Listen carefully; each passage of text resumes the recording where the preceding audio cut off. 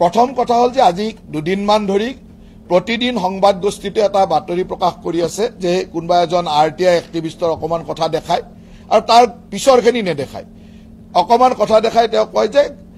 গৰুখুটিলৈকে আনা 90 জনী গিৰ গাই অন্তৰ্ধান হল আৰু এই অন্তৰ্ধান হৈছে ৰঙিয়া ষ্টেচনৰ পৰা আৰু ৰঙিয়া ষ্টেচনৰ ওচৰত মোৰ পত্নীৰ মালিকাধীন ফাৰ্মখন আছে গতে তেওঁলোকে মোটামুটি মানে মই মোৰ ফাৰ্মলৈকে গৰুখিনি গৈছে এনেকুৱা এটা মিনিং কৰি কয় কিন্তু ডাইৰেক্টলিও নকয় কাৰণ লিগেল কথা আছে কেছ লাগিব পাৰে আইনী কথা আহিব পাৰে সেইকাৰণে ডাইৰেক্টলি নকয় কয় যে ৰঙিয়াত অন্তৰ্ধান হৈছে আৰু ৰঙিয়াৰ ওচৰতে মোৰ পত্নীৰ মালিকাধীন ফাৰ্মখন আছে গতিকে তেওঁলোকৰ মিনিংটো মই বুজি আছো তেওঁলোকে কি কথা ৰাইজক আচলতে মোৰ বিপক্ষে ক'ব খুজিছে তেখেতসকলৰ জ্ঞাতাৰ্থে মই জনাই থওঁ যে তেখেতসকলৰ চেনেলতে এই কথাখিনি আগতে কৈ থৈ গৈছে কাৰণ আগতে তেওঁলোকে যেতিয়া এই কথাটো লৈ বিধানসভাত অখিল গগৈ ডাঙৰীয়াই প্ৰশ্ন কৰিছিল পদ্ম হাজৰিকাই তাৰ উত্তৰ দি থৈছে আৰু সেই উত্তৰৰ পিছদিনাখন হেতু মোষ্ট ফেব্ৰুৱাৰী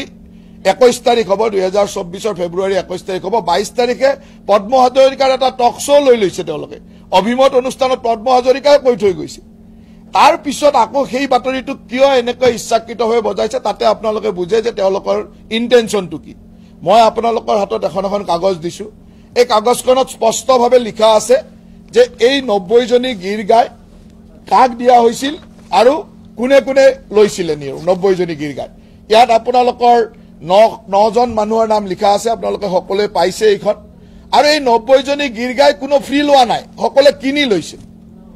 গৰুখুটি প্ৰকল্পলৈকে 300 গিৰ গাই আহিছিল এই 300 গিৰ গাই 90 জনী গিৰ গাই তেওঁলোকৰ সিদ্ধান্ত মৰ্মে কাৰণ সেই সময়ত তেওঁলোকৰ ইমান গৰু ৰাখিব পৰা গোহালি প্ৰস্তুত হোৱা নাছিল সেইকাৰণে কোনোবাই যদি নিব বিচাৰে উচিত মূল্য দি পেলাই নিব পাৰে বুলি তেওঁলোকে কৈছিল আৰু সেই সময়ত মোৰ ফাৰ্মলৈকেও এই তাত লিখা আছে জেএমবি একুৱা এগ্ৰো প্ৰাইভেট লিমিটেড এটো মোৰ পত্নীৰ মালিকাধীন ফাৰ্ম এই ফাৰ্মখনৰ নামত 20 জনী গাই গৰু আমি কিনি লৈছিলো আৰু তাৰ কাৰণে 13,20,000 টকা পেমেন্ট কৰিছিল আৰু পেমেন্ট কৰা যিখন বেংকৰ ৰচিদ সেইখনো আপোনালোকক বেকফালে দি দিছো বেংকৰ জৰিয়তে পেমেন্ট কৰিছো গৰুখুটি প্ৰকল্পত এই এনডিডিবি জৰিয়তে গৰুখিনি আহিছিল আৰু এই বেংকত 13,20,000 টকা পেমেন্ট কৰা ৰচিদখনো মই দি দিছো আৰু সকলোৱে তেনেকৈ পেমেন্ট কৰিছে আৰু টোটেল এই 90 জনী গিৰ গাইৰ লগত যিসকলৰ নাম আছে আপোনালোকে ইয়াতে চাওক যে এজন Niraj Bora Babul Nath MLA Kamalpur MLA Gohpur MLA Jonai MP Mangaldoi vice chairman GMDA এই সকলে কোনে কেইটা গাই লৈছিলে দুটা 10টা এনেকে পুৰা 90 জনী গাই কোনে কোনে লৈছিলে আৰু সকলে কিমান পইচা দিছে সেইটো লিখা আছে কোনেও গাই ফ্ৰী লোৱা নাই কোনেও গৰু ফ্ৰী লোৱা নাই সকলোৱে গৰুসমূহ উচিত মূল্য দি আৰু এইটো এই কাৰণে কৰিছিল যে তেওঁলোকৰ গোহালিটো প্ৰস্তুত হোৱা নাছিল